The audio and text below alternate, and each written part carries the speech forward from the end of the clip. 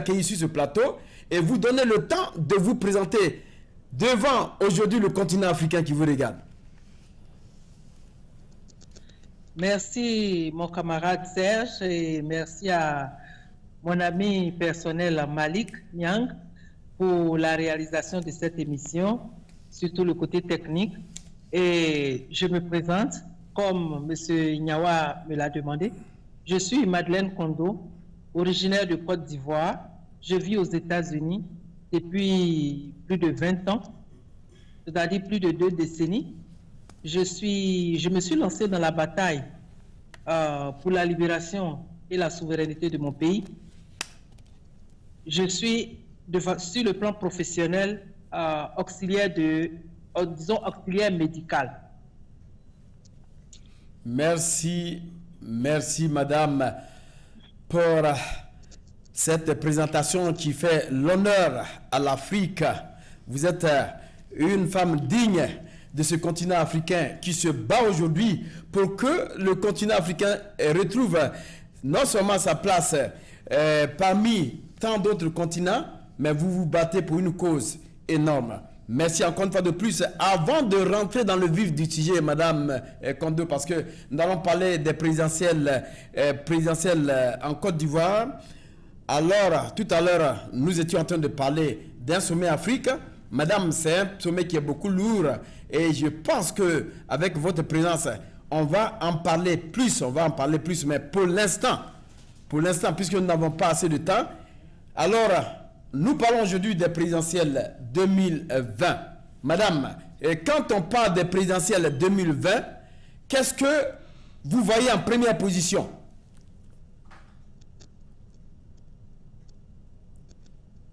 « 2020 pour les élections. Ce que nous voyons au bout du tunnel, c'est la paix et la sécurité du peuple ivoirien.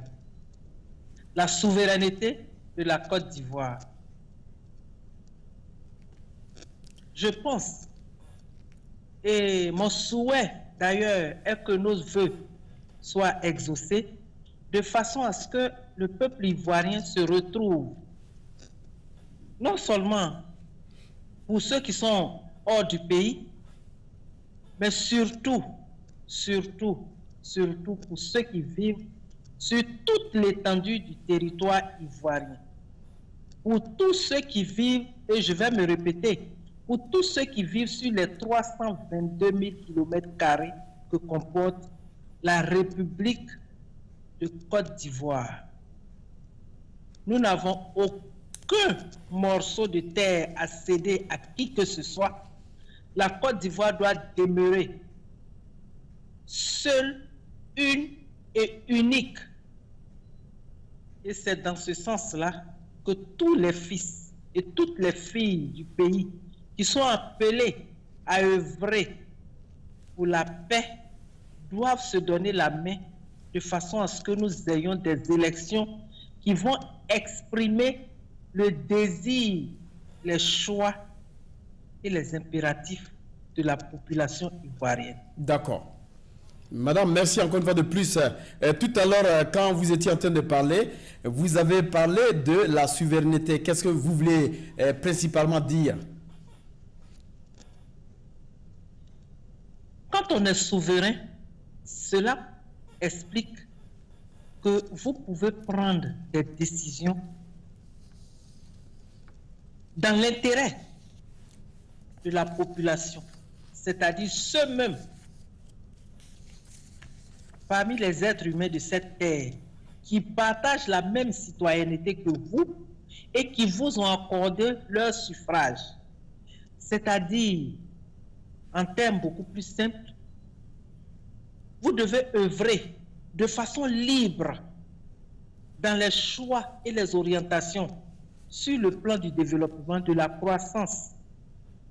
Même les idées que vous allez développer au niveau de l'éducation, de l'information et de la formation même de la population, vous ne devez pas souffrir des ordres de qui que ce soit, surtout des ordres extérieurs.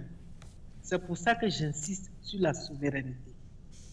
Cela veut dire que si nous devons engager des politiques, entre guillemets, concernant tous les secteurs d'activité de la Côte d'Ivoire, ce sera à partir des besoins, des exigences de la population, mais pas parce que quelqu'un est assis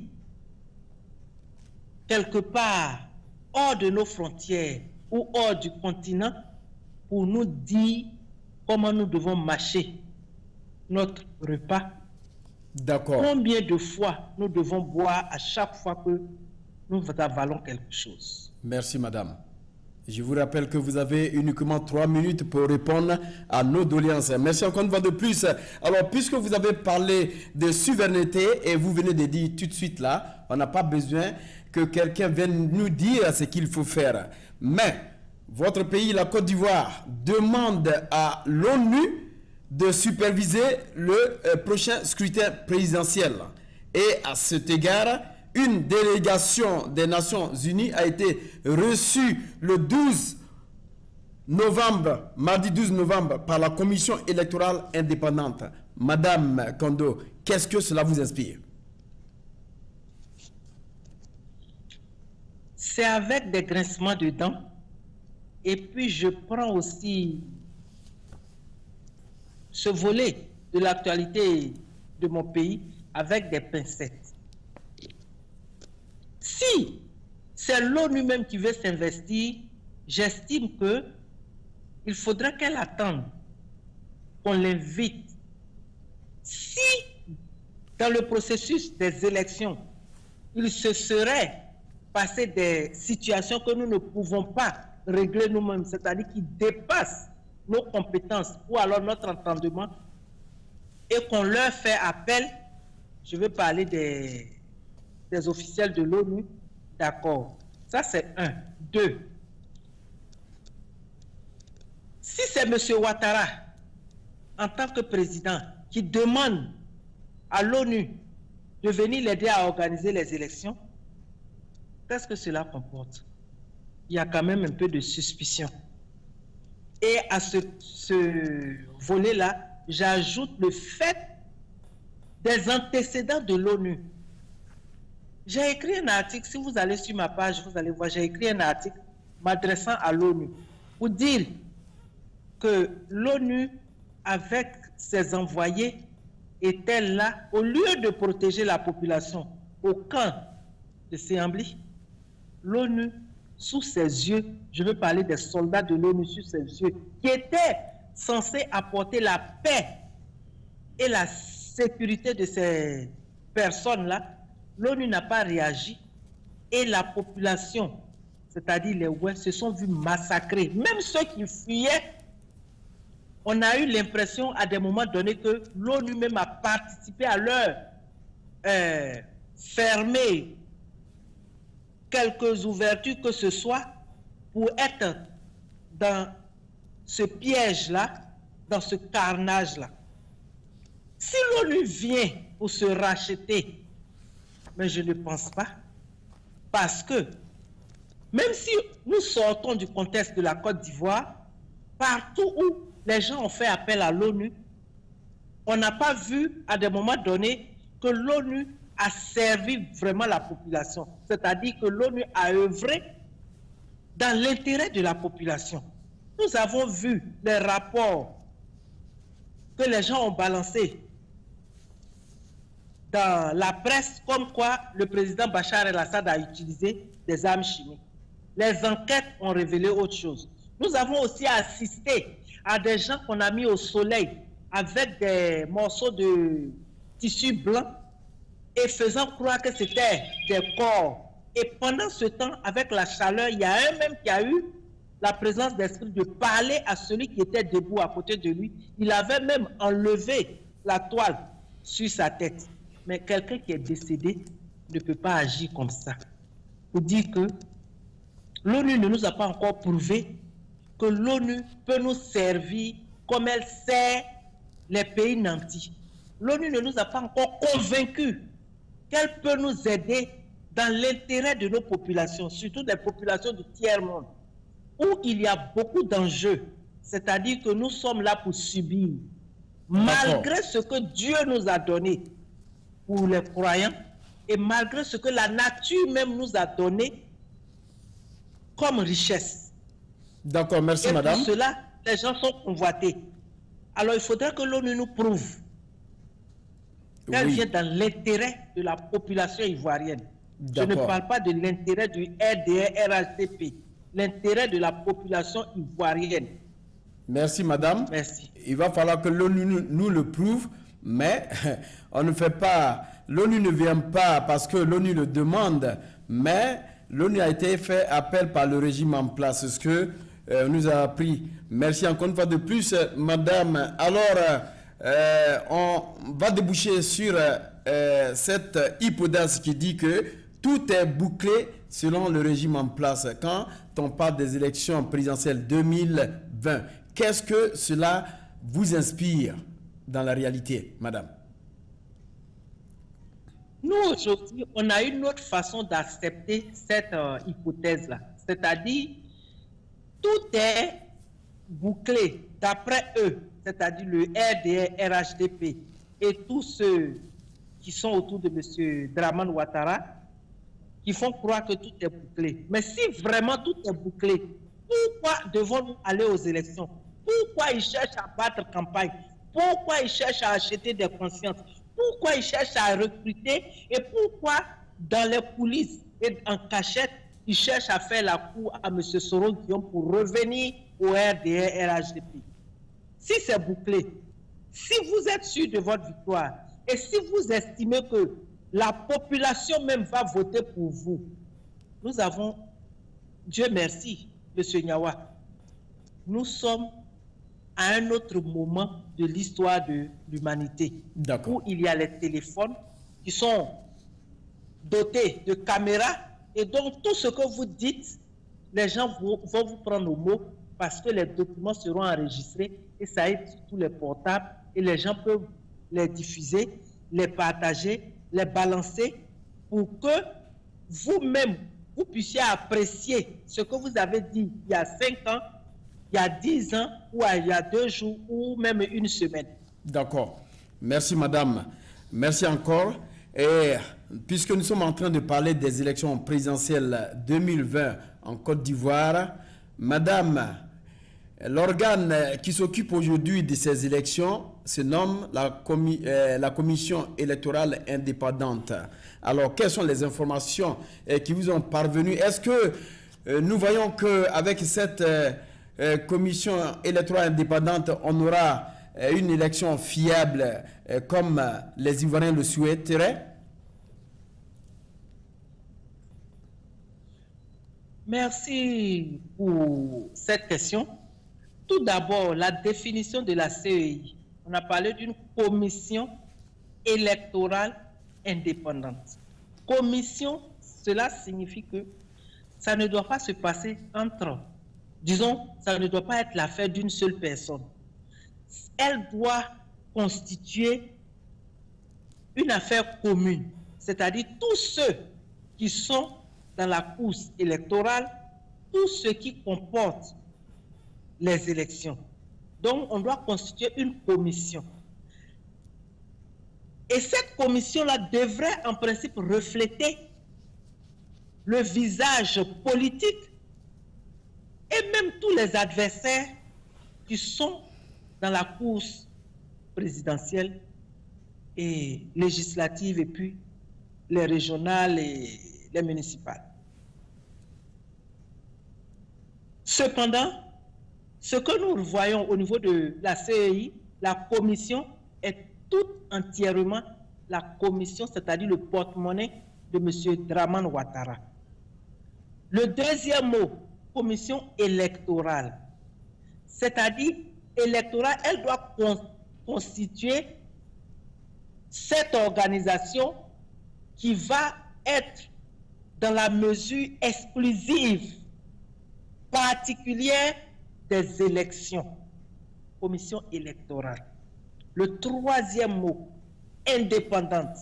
Qu'est-ce que ça signifie? Comme je l'ai dit, elle ne doit souffrir d'aucun coup de fil, d'aucune menace de qui que ce soit pour qu'elle puisse travailler dans la transparence, dans la fiabilité, de façon à ce que les résultats qui seront proclamés soient les résultats de l'expression même de la population ivoirienne en âge de voter, qui a estimé qu'elle voulait participer aux élections et qui a exprimé son suffrage.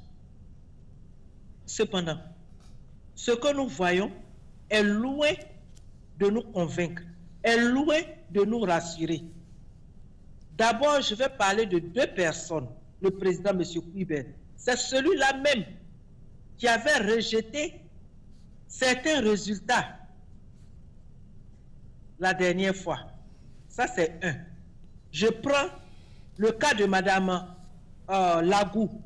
Madame Lagou, on l'a vu avec des photos, avec le paille du RDR, RHDP.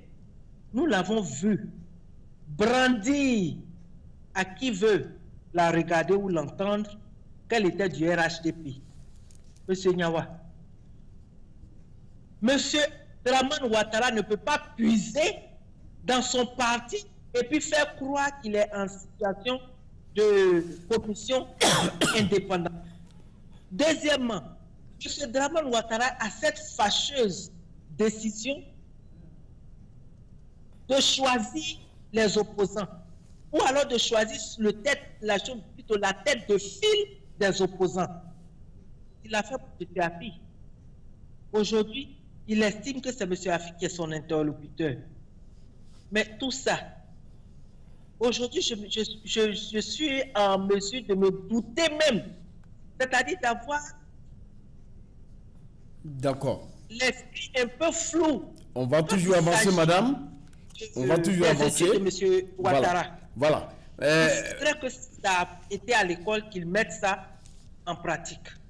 D'accord. Madame Kondo vient de citer un nom, Madame Lagou. Henriette, je pense bien que c'est ça. Madame Lagou, elle est présidente de la commission électorale indépendante. Elle est donc du côté du PDCI. Je pense bien, madame. Encore une fois de plus, vous avez dit que ce que nous voyons, en parlant de la CEI, la commission électorale indépendante, cela ne nous inspire pas confiance. Madame, si cette commission électorale reste telle, qu'est-ce que vous allez faire? C'est là où je m'adresse à tous les Ivoiriens. Et je profite de votre chaîne de communication pour lancer un appel à tous les Ivoiriens que nous sommes à un moment décisif de notre histoire parce que nous tendons vers la fin du second mandat de M. Dramane Ouattara. Et c'est là où l'avenir de notre patrie, la survie de notre patrie et le devenir des populations doit nous interpeller. M. Alassane Dramane Ouattara a été, si je peux me répéter ainsi, interpellé à plusieurs reprises pour reprendre et essayer de constituer avec toutes les parties, je dis bien toutes les parties concernées par le processus démocratique en Côte d'Ivoire pour sortir une CEI consensuelle, une CEI où tous, que ce soit le parti au pouvoir, les partis d'opposition et la population, les civils, tous, nous nous sentons concernés par cette commission.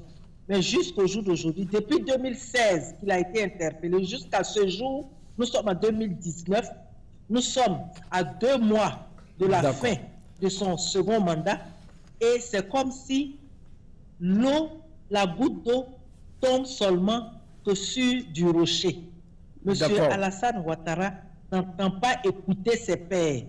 D'accord, madame, on n'a pas assez de temps. On nous signale qu'on a près de 5 minutes pour finir cette émission. Rapidement, parlez-nous aussi des candidats. Aujourd'hui, comme on le sait, M. Soro Guillaume s'est déclaré candidat aux élections présidentielles prochaines. De l'autre côté, on parle de M. Bédié, M. Ouattara et dit qu'en 2020, il va dire son dernier mot. Alors, madame, pour ces candidats, quelle est votre appréciation et vis-à-vis aussi de la Constitution? Mais c'est M. Ouattara même qui a changé cette Constitution, où il a levé la barrière sur l'âge. Il a essayé de changer beaucoup de choses pour que lui-même il soit là où il est aujourd'hui. Nous sommes d'accord. Mais M. Ouattara a fini ses 2 mandats. C'est-à-dire, dans quelques jours, il va finir son 2e mandat. Dites à M. Ouattara qu'il n'a pas intérêt à venir se mêler des élections de 2020.